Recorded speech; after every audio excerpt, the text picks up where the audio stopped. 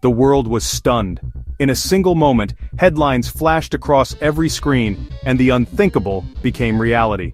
Newsrooms scrambled to make sense of what had just happened, as millions watched in disbelief. Taiwan, the democratic island that stood defiant for over 75 years, had agreed to unify with mainland China. For decades, Taiwan had been a beacon of self-governance and freedom, resisting pressure from its powerful neighbor. Now, the world watched as the island's fate took a dramatic turn. No tanks, no war, just a joint statement, signed and delivered.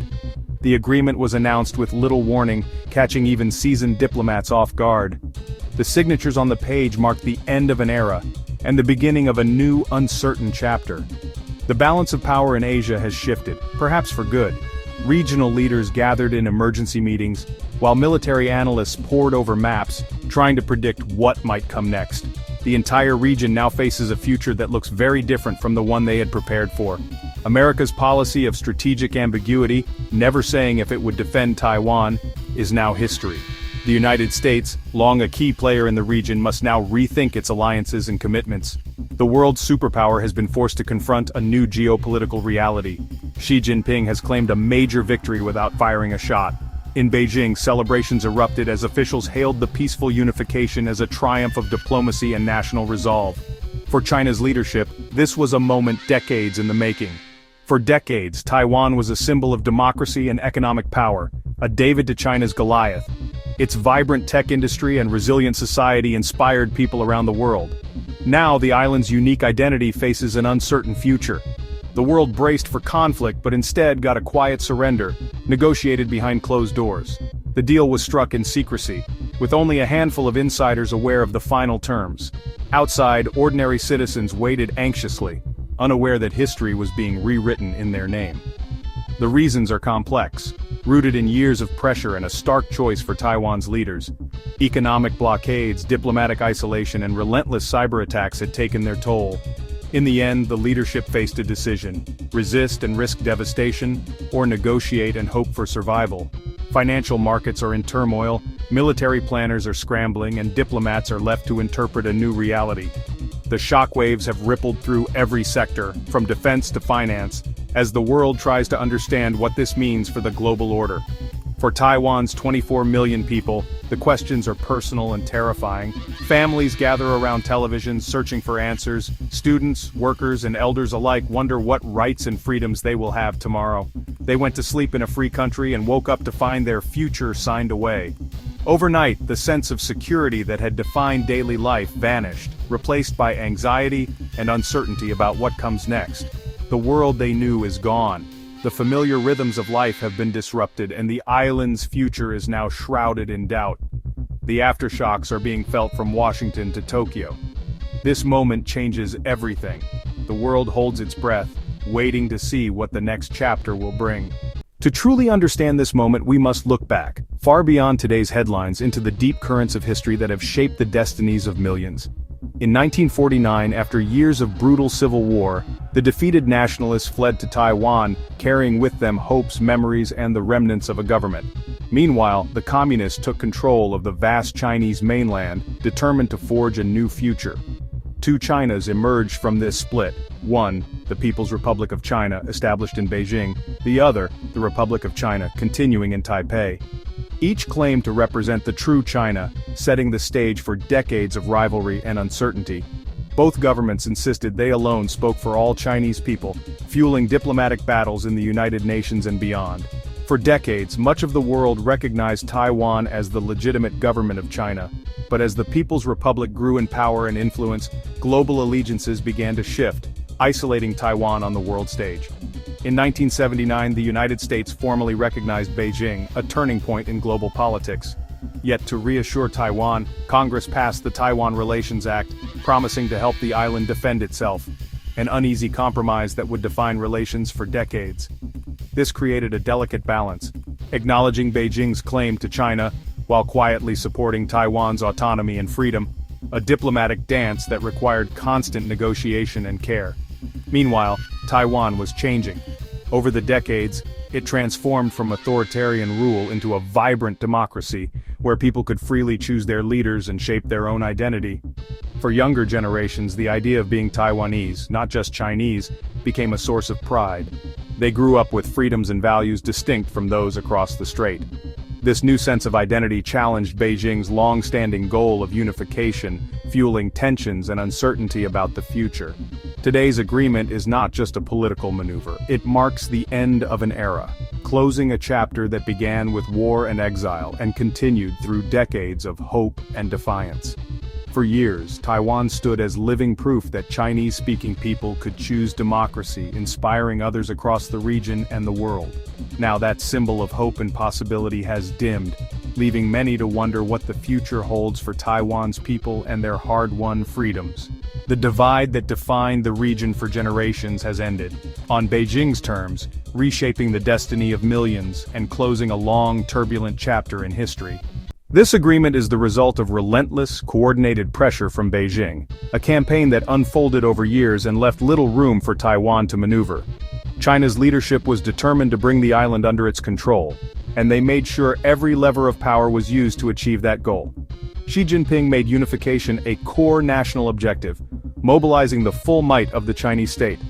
Military intimidation, economic leverage, and political influence were all deployed in a relentless campaign to squeeze Taiwan from every direction.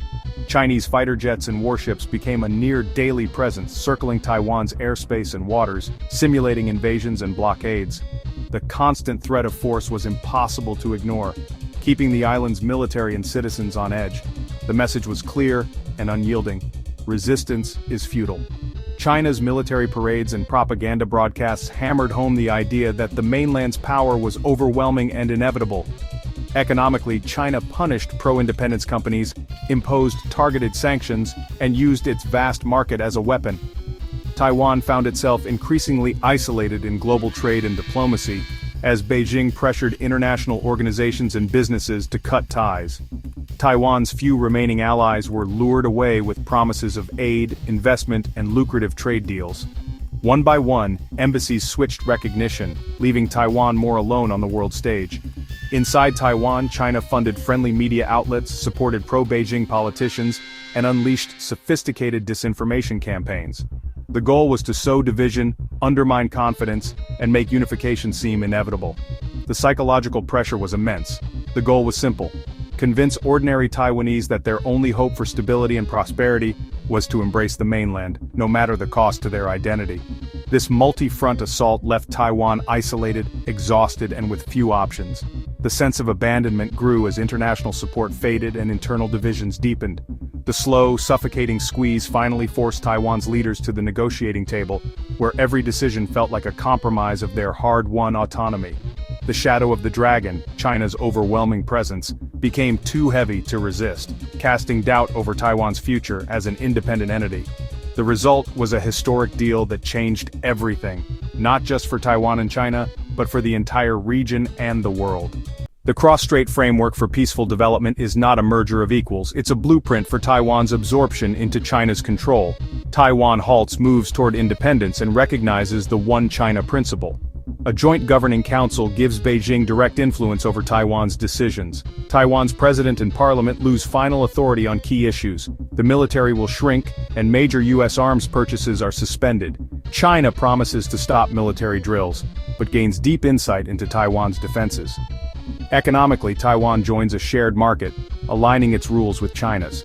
The tech sector especially will be drawn into Beijing's orbit. New educational and cultural exchanges give China influence over schools and media. Taiwan's era of self-governance ends, its future will be decided in Beijing. The changes begin immediately. The US and its allies are reeling. Taiwan was a key link in America's strategy to contain China.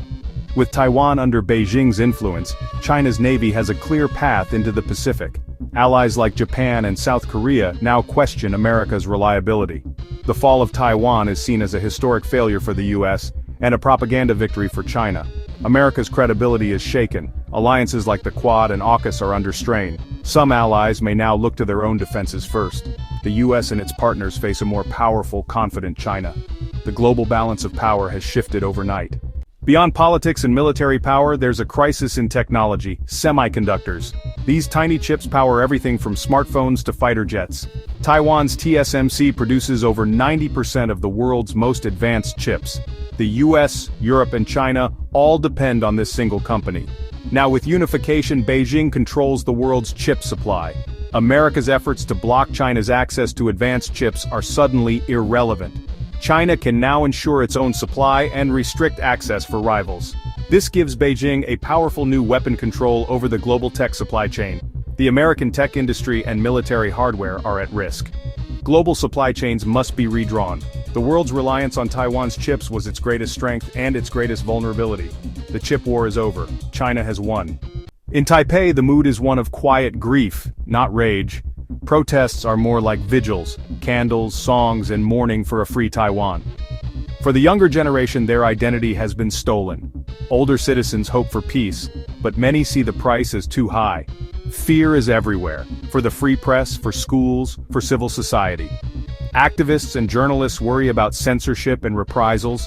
The dream of a distinct Taiwanese identity is shattered. Taiwan's vibrant democracy and unique culture are under threat. The sense of loss is profound. A nation feels it has lost its future, without a single battle. The world stands at a crossroads. Will the US accept this new reality or push back, risking a new Cold War? For China, unification is a triumph, but managing Taiwan may prove difficult. Will Beijing keep its promises of autonomy, or impose its system by force? The people of Taiwan face an uncertain future. Their struggle for identity and freedom is not over. The world must not look away. This is about more than one island. It's about the future of freedom everywhere. The story of Taiwan is a warning: the world can change overnight.